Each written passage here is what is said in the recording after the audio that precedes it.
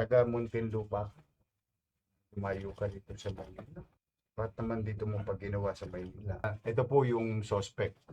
Halagay, halagay.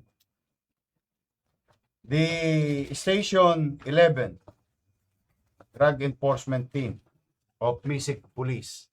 Ito po yung sa 11. Mas kilala namin sa mga taga Maynila, no? O tawagin namin ay 11. No?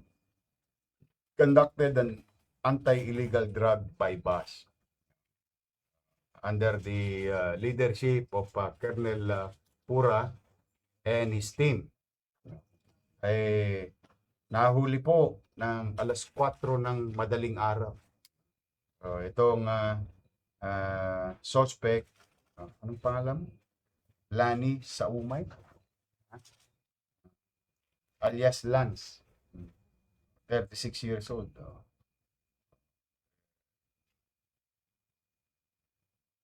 Taga Muntinlupa, lumayo ka dito sa Maynila. Bakit naman dito mo pag ginawa sa Maynila? Hindi ka ba nanonood ng Talk to the People o Your Mesawa na may gobyerno na sa Maynila? Lagi ako nagsasabi sa inyo na huwag kayong gagawa ng palokohan sa Maynila. Whether dayo kayo, tagaloob kayo ng Maynila. Lakas naman ng loob.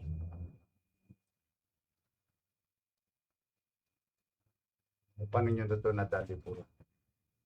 Isa po kami ng entrapment, ayun ang bypass operation, sir. Dahil yung isang ano na po namin, yung regular confidential informant, pumunta po sa amin na meron nga daw pong transaction na siya. Immediately, sir, nagkakanta kami ng validation and then pre-ops. Tuloy na, sir. Nahuli na namin siya. Malaki po ito, ah. Oo. 6 na milyon. Halos, 1 kilo may din. Lagpas po, sir. Lagpas, 1 kilo. Dinala mo sa Maynila. Marami bang customer sa Maynila? Kaya dito mo... Ha? O papasa mo lang? Papasa mo lang. Magkano nagkikitain mo? 100K. 100K? Oo, kasi nakasasala po. Oh. Na-operan.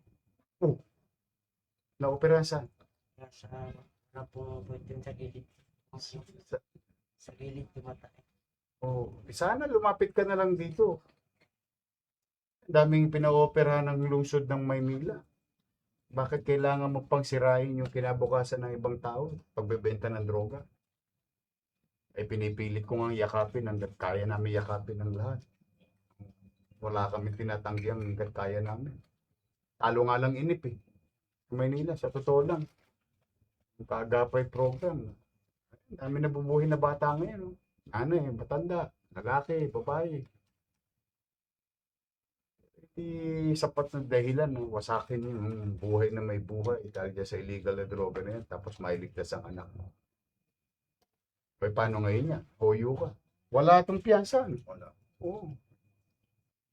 Na-inquest na to. Nagpunta, sir. After to. Yes, sir. Ito po, no, muli po, no, ako, ewan ko rin katulad ito, baka marami pang nanonood sa inyo na baka nyo gusto subukin ng Maynila, pagsisisihan nyo lang. Bago kayong gagawa ng kabulastugan sa lungsod. Karapatan ng mga tagalungsod ng Maynila na magkaroon ng kapanatagan sa pamayanan at pamumuhay. At bilang alkalde at 10 ng aming mga kapulisyan, obligasyon namin ipatupad ito.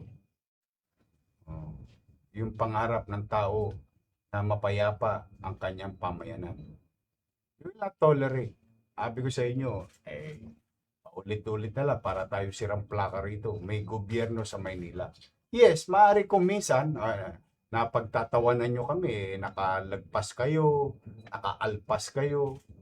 Pero pag ginawa nyo yung krimen sa Maynila, maaari kayong maaktuhan na huli sa dami ng CCTV rito. Bukod sa physical CCTV, may human CCTV pa ako. 2 mata. Isusumbong kayo ng taong bayan kasi yung taong bayan sa Maynila lumakas na ang loob. Kala nang alam nilang may gobyerno sa Maynila.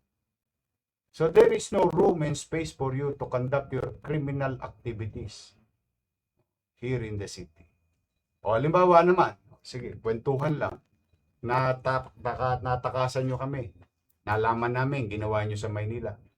Uubusin ko lahat ng pera ng Maynila, mahuli lang mo kayo. O, sulit ba? Hindi magiging sulit.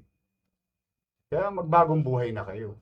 Kung hindi namin kayo maawat sa pagbabagong buhay, o maawat sa kawalangian at magbagong buhay na lang kayo, gusto nyo pa rin pagpatuloy yung kawalangian, huwag nyo gagawin sa Maynila. Kalalagyan kayo dito. Kaya to Colonel Pura and your team, congratulations to our asset. Thank you very much sa iyo. Dahil sa iyo, ito yung hirap mo. Alam mo, mahirap din maging asset, mahirap, mahirap. Kaya hindi madali na yung pamumuhay ng ating mga intelligence operator. Delikado po yan. Pero dahil sa hirap at sakripisyo nila, nagbibigay naman ng magandang resulta. 1 kilo, mahigit, nawala sa kalsada sa lungsod ng Manila dahil sa Manila Police District. Keep it up. Yes, sir. Send my regards and gratitude on behalf of the people of Manila sa ating mga kapulisya. Sige, dali nyo na yan. Yung anak mo na opera na, yung asawa mo papuntahin mo sa akin. Kunin nyo nga yung detalye nito. Iuyo nyo siya, pero yung anak niya, dali nyo sa akin. Ano yun nga? Papaoperahan yung bata.